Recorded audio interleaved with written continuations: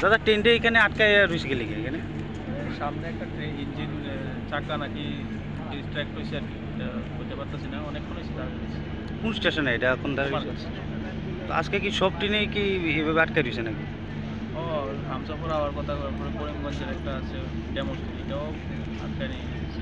কই যাবেন আপনি? আমি শিলচর যাব। কতক্ষণ ধরে মানে এখানে তো 1 ঘন্টার উপরে হয়ে যায়, 1 ঘন্টার বেশি। কয়টার সময় ছাড়ছে আগরতলা থেকে? 6টা, আর কয়টা নাগাদ পৌঁছার কথা?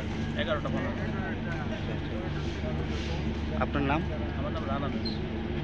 দাদু আপনি কতক্ষণ ধরে মানে মানে এখানে যে ট্রেন দাঁড়াইছে আপনি কই যাবেন? আচ্ছা আচ্ছা, কয়টার সময় ছাড়ছে এটা? হ্যাঁ? শিলচর যাবেন? আপনার বাড়ি কোন জায়গাতে?